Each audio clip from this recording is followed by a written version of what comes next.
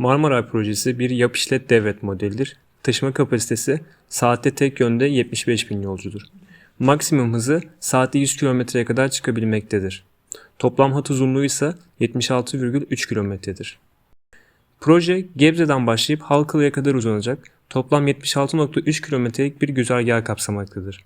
Bu güzergah üzerinde 13,3 kilometrelik Boğaz Demiryolu tüp geçişli kısmı, yaklaşık 63,3 kilometrelik de yüzeysel metro kısmı bulunmaktadır. Boğaz Demiryolu geçişli kısmında 1387 metrelik tüp tünel, 9,6 kilometrelik delme tünel, 1,5 kilometrelik aç kapı şeklinde inşa edilen istasyonlar ve yaklaşık 1,07 kilometrelik de yüzey geçiş kısmından oluşmaktadır.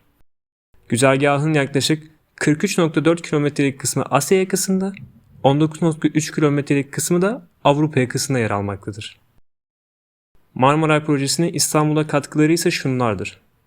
Tahmini olarak 3 milyar dolara mal olan projenin hizmete girmesiyle her 2-10 dakika arasında bir sefer yapılır ve her iki yakada saatte 75.000 yolcu taşınmış olur. Her gün 5 milyondan fazla insan için yolculuk süresi kısalır, mevcut boğaz köprülerinin trafiği hafifler, trafik kazaları minimum seviyeye indirgenir, trafikteki otomobil ve otomobil sayısı azalır, araç trafiğinin rahatlamasının yanı sıra özel otomobil kullanıcılarına da hızlı bir ulaşım seçeneği sunulmuş olur. Trafikte daha az motorlu taşıt kullanılması nedeniyle daha az hava kirliliği, gürültü kirliliği gerçekleşir ve daha yüksek oranda enerji tasarrufu sağlanır.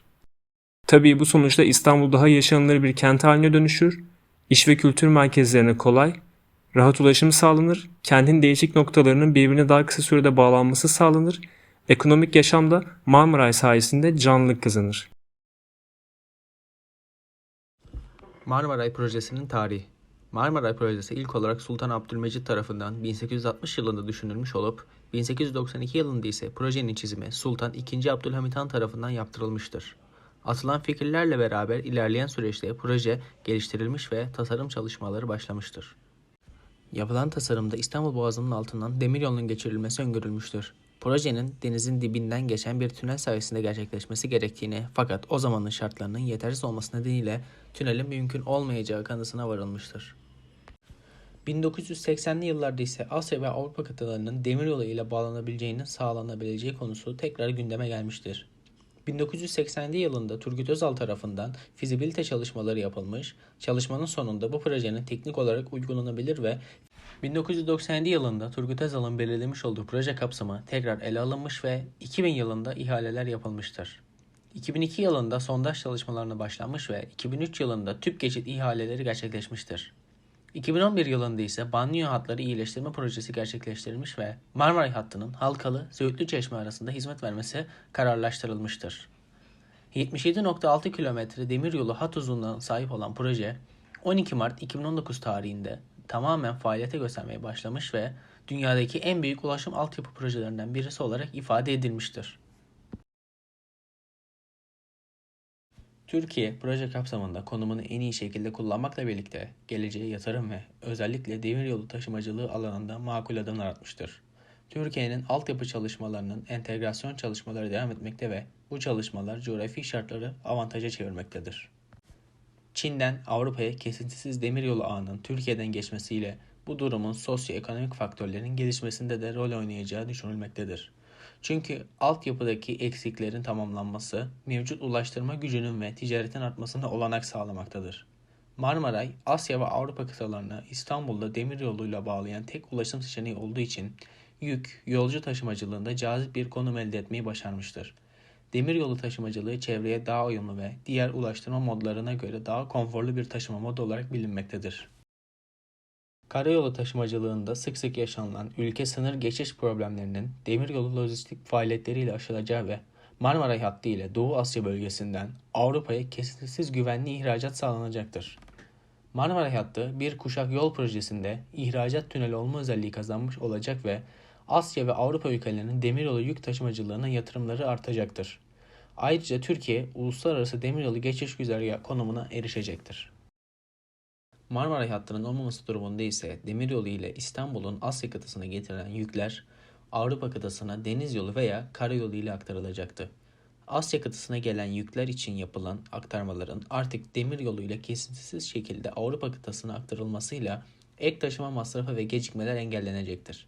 Böylelikle tasarruf edilmesinin öncülüğü sağlayan demiryolu lojistiği ve Marmaray hattı, Türkiye lojistiğinde fiyat avantajı sağlayarak hava, deniz ve karayolu taşımacılığına göre rekabet gücünü arttıracaktır. Marmaray hattının ilerleyen zamanlarda çok modlu taşımacılıkta karayolu demiryolu sistemi kullanılabilir olasılığıyla beraber tırların Marmaray hattında vagonlara entegre edilerek belli noktalara kadar ulaştırabilme potansiyelini de barındırmaktadır. Karayolu demiryolu sistemi ile birlikte köprü trafiğinin de hafifletilmesi ve olası trafik sıkışıklığının önüne geçilmesi olası ihtimaller arasındadır. Bu çalışmada projedeki diğer ülkelerin demiryolu güzergahlarına nazaran Türkiye'nin daha kolay süreçte ulaştırma imkanı sağlaması öngörülmektedir.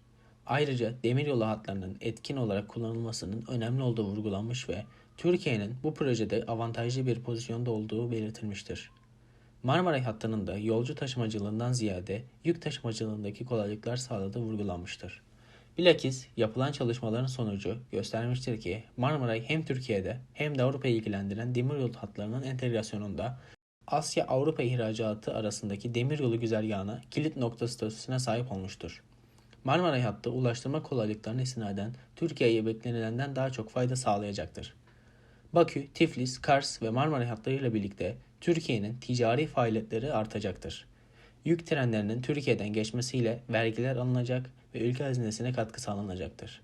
Demiryolu lojistiğinde artacak olan ilgiyle beraber Türkiye'de mevcut taşıma modları ve demiryolu taşımacılık ile kombine taşımacılık sistemi gelişecektir.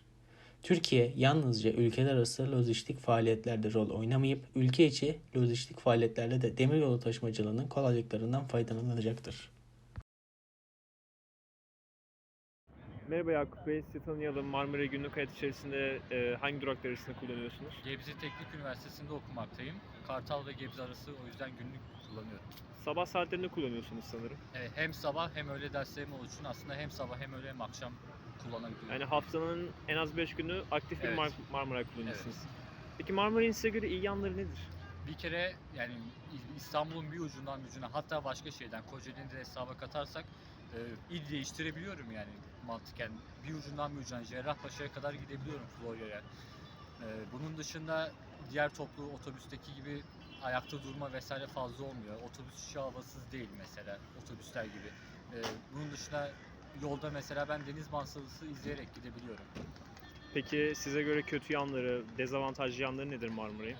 Bir kere çok fazla durak yapılmış. Yani insan yoğunluğunun olmadığı bölgelerde durak yapıldığı için gereksiz bir yani durma kalkma durumu Yani var. çok fazla durduğunu söylemek istiyorsunuz. Evet, yani gereksiz durak yapımı yapılmış. Yani insan yoğunluğunun olmadığı bölgelerde durak yapılmış. Bunun dışında Marmaray çok yavaş gidiyor. Gerçekten çok yavaş gidiyor. Yani ulaşım o yüzden hani her ne kadar rahat olsa da toplu taşımaya göre, otobüse göre yol süresi yine aynı hesaba geliyor bu yüzden.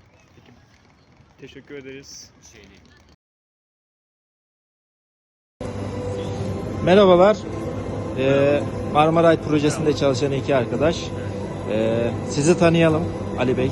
Ali Akbayrak ben. Göreviniz neydi Marmaray'da? Orada mobilizasyon olarak başladık. Sonra sanat yapılarındaydık. Sanat. İnşaatların kaba yapısı bittikten sonra ince işlere geçtik. Siz? Ben Alpan Bayraktar, sağ mühendisi olarak çalışıyorum. Sağ mühendisi. Tamam. Marmaray projesi hakkında genel bilgi verir misiniz? Bu proje hakkında düşünceleriniz nelerdir? Türkiye için ne gibi avantajları oldu? Ali Bey. Evet. Proje yarım kalan bir projeydi. İspanyol firmasının bitiremediği bir projeydi. Sonra biz devraldık. Havalimanındaydık. Havalimanından ekip olarak geçtik oraya. Devam ettirdik. Yaklaşık 2,5 yıl sürdü. Evet. Zaten mevcutta tüneli de tamamlanmış bir hattın devamıydı. CR3 kısmını yaptık biz. Evet. Zeytinburnu ile Halkalı arasını yaptık. 10 istasyon. Üst yapı projesiydi. Projesiydi. Siz tünel kısmında yoktunuz. Tünel kısmında yok. Evet, Üst sadece yapı aç kısmında. kapa kısımları vardı. Tünel olarak hitap edilebilir ama Evet. farklı. Türkiye için ne gibi avantajlar oldu? Türkiye için avantajları oldu ve olmaya devam ediyor. Merkezi konumlardan geçiyor. Ulaşımı sağlıyor. Diğer hat Trafiği engelliyor. Evet. Marmaray projesi hakkında meydana gelen zorluklar nelerdi? Bu zorlukları nasıl aştınız? Evet. Tarihi eserlerin olduğu yerler vardı. O kısımlarla ilgili bekleme süreçlerimiz oldu. Tarihi eser kazılarına denk Evet, geldiniz. tarihi eser O kazılarıyla yüzden alakalı. projeler revizyon uğradı. Evet, proje revizyonları oldu. Yeni çözümler üretildi. Evet, bir de şehrin merkezindeydik. Halkla çok iç içeydik. Çalışma koşulları çok zordu. Trafikleri kestik. Halkla zorluklar yaşadığımız yerler oldu. Yardımcı oldukları yerler oldu. Altyapı işleri tabii aynı Altyapı şekilde. işleri de vardı aynı şehir içi. şekilde. Daha kısa sürede bitebilirdi ama yine de öngördüğümüz tarihlerde bitti. Görüşmek üzere. Devam edebilir miyim?